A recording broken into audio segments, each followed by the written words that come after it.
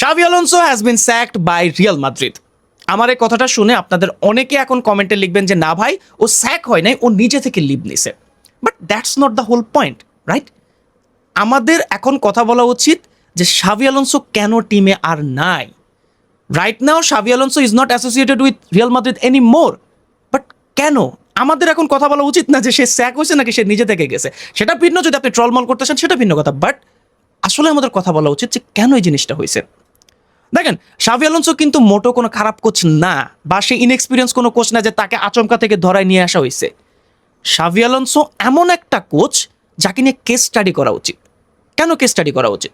সে buyer লেভারকুজেনের মতো একটা team রে দিয়ে বায়ার্ন মিউনিকের 10-11 বছরের একটা স্ট্রিক ভাঙছে, এবং সে বায়ার লেভারকুজেনরা বর্তমানে তো একটা জার্মান জায়ান্টের মতো সে তৈরি করে দিয়ে গেছে। সে ভিতটা সে করে দিয়েছে। সে এমন কিছু প্লেয়ার বের করছে যারা বর্তমানে 150 মিলিয়ন, 160 মিলিয়ন, 70 মিলিয়নের মার্কেটে বিক্রি হচ্ছে। সো ও তো কোনো খারাপ লেভেলের কোচ না। এবং সে যখন মাদ্রিদে আসবে গুঞ্জন শোনা যাচ্ছিল, ডন কার্লো যখন চলে যাবে শোনা যাচ্ছিল, তখন প্রত্যেকটা মাদ্রিদিস্তা চাচ্ছিল যেন Xavi Alonso তাদের টিমে আসে। দেখেন, Xavi Alonso কোচ, যে ফর্মার রিয়াল মাদ্রিদ প্লেয়ার এবং লেজেন্ডও বলা যায়, তার পরবর্তীতে তার টিমে এমবাপে, বিনি, রদ্রিগো, বেলিংহাম, বালভার্দে সব স্টারেড একটা টিম।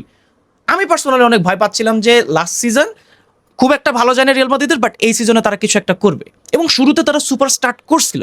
বাট আস্তে আস্তে ওই জায়গাটাতে এই সমস্যা হয়েছে যেটা নিয়ে সবার ভয় ছিল। প্রত্যেকটা মাদ্রিদিস্তা Xavi Alonsoকে চাচ্ছিল, but Xavi Alonso dressing room control করতে পারে নাই। এখন অনেকে বলে যে ওয়ান সিজন ওয়ান্ডার বা অ্যান ত্যান হাবি জাবি বহুত কথা, লেভারকুজেনে সে ফ্লুক হয়েছে, সে এটা আচমকাই করে দিছে। না ভাই, এটা যদি কোনো বার্সেলোনা ফ্যানও বলেন, আমি এটাতে অ্যাগ্রি করি না। Xavi Alonso is a great manager, but Real মাদ্রিদে সে কেন সাকসেস হয় নাই? প্রথমত সেটা আমাদের সবাই জানা যে তার ড্রেসিং রুমে অথরিটিটা তার ছিল না।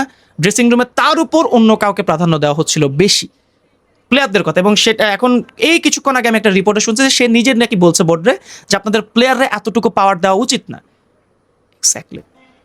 বায়ার লিভারকুজেনে সে কেন সফল হয়েছে? দেখেন, বায়ার লিভারকুজেনে কিন্তু ফ্লোরিয়ান বার্জের মতো প্লেয়ার ছিল। সো সে কেন ইগো দেখায় নাই? কারণ তখনকার সময় যে ফ্লোরিয়ান বার্জ বা অন্যান্য যারা প্লেয়ার ছিল, তারা স্টার হইতে চাচ্ছিল, তাদের মধ্যে তারা পটেনশিয়াল স্টার, তারা নেক্সট স্টার হওয়ার দৌড়ে ছিল, এবং তাদেরকে Xavi Alonso ম্যানেজ করছিলেন, যার কারণে তারা তার কথাটা শুনতো, তারা তার কথাটা অক্ষর অক্ষরে পালন করতো। খেলার মাঠে পারুক না পারুক সেটা ভিন্ন কথা, বাট তার কথা শুনতো। বাট রিয়াল মাদ্রিদের কেসটা সম্পূর্ণ ভিন্ন। রিয়াল মাদ্রিদ একটা স্টারের টিম, যেখানে ওয়ার্ল্ডের কিছু টপ ইগো আছে। যে ইগো, যেমন ধরেন আপনার ক্লাসে যখন ধরেন পুরো বাংলাদেশের সব টপার এসে পড়বে, তখন আপনাকে ওই জিনিসটা আপনাকে মেনটেন করতে হবে, আপনার ওই অরাটা থাকতে হবে, আপনার ওই প্রেজেন্সটা থাকতে হবে, যে সবাই আপনার সামনে চুপ হয়ে যাবে। প্রথম কয়েকদিন চুপ হবে, বাট আস্তে আস্তে যখন দেখবে যে না, আপনি অতটা তাদের উপর কর্তৃত্ব স্থাপন করতে পারতেছেন না, তখন তারা আরো আগায় যাবে, যে তারা তাদের দাম্ভিকতা দেখাতে শুরু করবে যে আমরা বাংলাদেশের one of the best student, আমরা কেন তোমার কথা শুনবো। এবং এক্স্যাক্টলি এটাই হয়েছে রিয়াল মাদ্রিদে। বার্সেলোনার সাথে এল ক্লাসিকো জেতার পর থেকেই মোটামুটি আমরা প্রত্যেকদিন শুনছিলাম যে রিয়াল মাদ্রিদের ড্রেসিং রুমের সমস্যা, কোনো সময় বিনির সাথে সমস্যা, রদ্রিগোর সাথে সমস্যা, এমবাপের সাথে সমস্যা, বহু প্লেয়ারের বহু সমস্যা। এবং আপনার ড্রেসিং রুমের এই ইগোটাকে কন্ট্রোল করার মতো ওই রকম কোচ Xavi Alonso হয়তো না। এবং এই জায়গাটাতেই হচ্ছে মেইনলি আমি একটা কথা বলতে চাই, যখন আপনি বলেন যে Xavi Alonso স্যাক না, Xavi Alonso লিভ নিছে, আমার কাছে মনে হয় যে তখন Xavi Alonsoর ক্যারিয়ারের জন্য সবচেয়ে খারাপ একটা জিনিস হয়। দেখেন, একটা কোচ স্যাক হইতেই পারে, তার প্লেয়িং স্টাইল পছন্দ নাই হইতে পারে, তার সবকিছু পছন্দ নাই হইতে পারে, বাট যখন আপনি বলেন যে Xavi Alonso নিজে থেকে লিভ নিতে চাইছে, এবং কেন লিভ নিতে চাইছে, সে কি অসুস্থতা ভোগ করতেছে বা তার পারিবারিক কোনো সমস্যা, এগুলো কোনো নিউজ আসে নাই। সে কেন লিভ নিতে চাচ্ছে বা কেন সে লিভ নিছে, সেটা অনেকটা আমাদের কাছে পরিষ্কার, যে সে একটা ড্রেসিং রুম কন্ট্রোল করতে পারে নাই। আপনি চিন্তা করে দেখছেন, ভবিষ্যতে সে যখন আরো বড় কোনো ক্লাব, আরো বড় কোনো মানে কোনো একটা বড় ক্লাবে সে কোচিং করাতে যাবে, তখন তাকে স্টার প্লেয়ার দেওয়া হবে না। জাস্ট এটা বলে যে তুমি তো স্টার কন্ট্রোল করতে পারো না, সো তোমার এই প্লেয়ার দিয়ে লাভ হবে কি, আমার ড্রেসিং রুম নষ্ট হবে।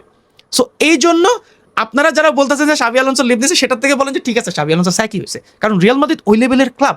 রিয়াল মাদ্রিদে আপনি যখন কোচ হিসাবে আসবেন, তখন আপনি ওয়ার্ল্ডের টপ 1 বা টপ 2 কোচের মধ্যে একজন থাকবেন, লাইমলাইট হিসাবে। আপনার উপর সবসময় ক্যামেরা থাকবে, আপনি হাঁটতে গেলেও আপনাকে নিয়ে নিউজ করা হবে।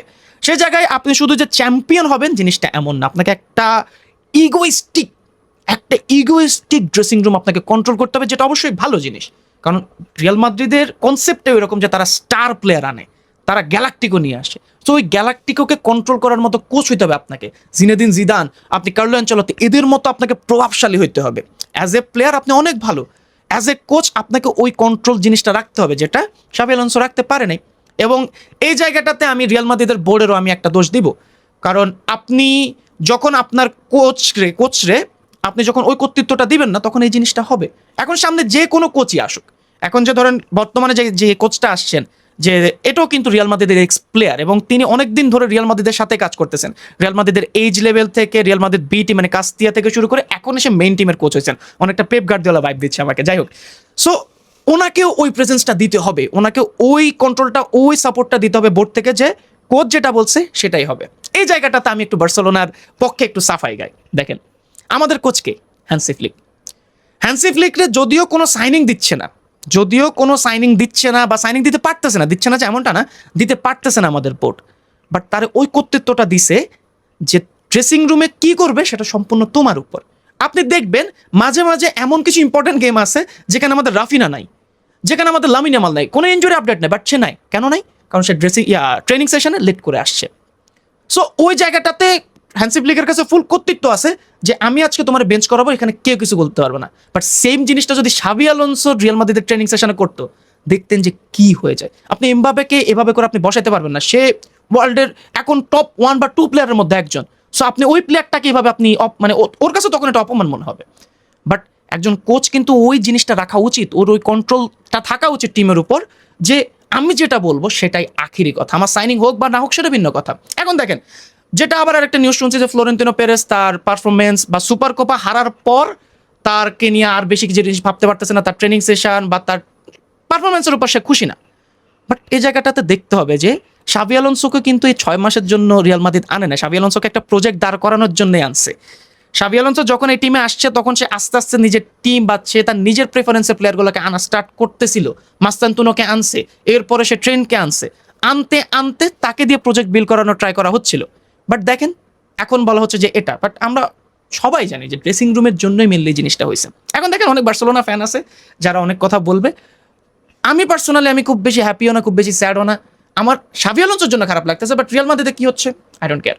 এবার আসেন নতুন যে কোচটা আসছে আলভারো আরবেলোয়া, আমি যদি প্রোনাউন্সটা ঠিক করে থাকি, উনি আমার মতে যদিও এখন ইন্টারিম হিসাবে আছে, অনেকে বলছে পার্মানেন্ট, বাট না ভাই, উনি পার্মানেন্ট হিসাবে আসে নাই, কারণ ইতোমধ্যে কয়েকজন কোচের নাম শোনা যাচ্ছে। সো আলভারো যখন আসছে আমার কাছে মনে হয় যে ওনাকে যদি ড্রেসিং রুমের কর্তৃত্বটা দেওয়া হয় উনি ভালো করবেন। আমার পার্সোনালি মতামত ভালো করবেন, কারণ উনি একটা প্রজেক্ট থেকে এসে ওই প্রজেক্টের হেড হয়েছেন। উনি কিন্তু যে যুবদল আছে সেটা, তারপরে হচ্ছে কাস্তিয়া থেকে এসে উনি হচ্ছেন এখন ড্রেসিং রুম বলতেছি, ফার্স্ট টিমের তিনি মেন কোচ হয়েছেন।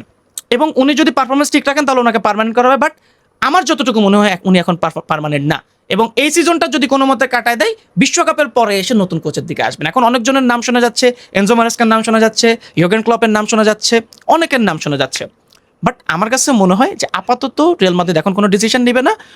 তবে সামনে হয়তো দিদির দেশাম আসতে পারে, কারণ 26 বিশ্বকাপের পর তিনি ফ্রান্স টিম ছাড়বেন এবং সেখানে হয়তো জিনেদিন জিদান যাবেন। সো জিনেদিন জিদানের খুব একটা পসিবিলিটি নেই, বাট দেশাম হইতে পারে, কারণ দেশামের অলরেডি প্লেয়ার আছে, এমবাপে আছে, তারপরে চুয়ামিনি আছে, কামাবিঙ্গা আছে, অনেকেই আছে, ঠিক আছে। তো যাই হোক, দেখা যাক। হোল রিজন এটা নিয়ে কথা বলার ছিল। সো আপনার কি মনে হয় যে আমি যে কথাগুলো বলেছি এগুলো কি আসলে সঠিক নাকি আপনার কি অভিমত, এবং শাবি আলোনসো কি স্যাক হয়েছে নাকি সে লিভ নিছে, সেটা আপনি জানাতে পারেন। সো কেমন লাগছে ভিডিওটা কমেন্ট করে জানান, আর পরবর্তী ভিডিও পর্যন্ত সবাই ভালো থাকবেন, সুস্থ থাকবেন, সবাইকে আসসালামু আলাইকুম।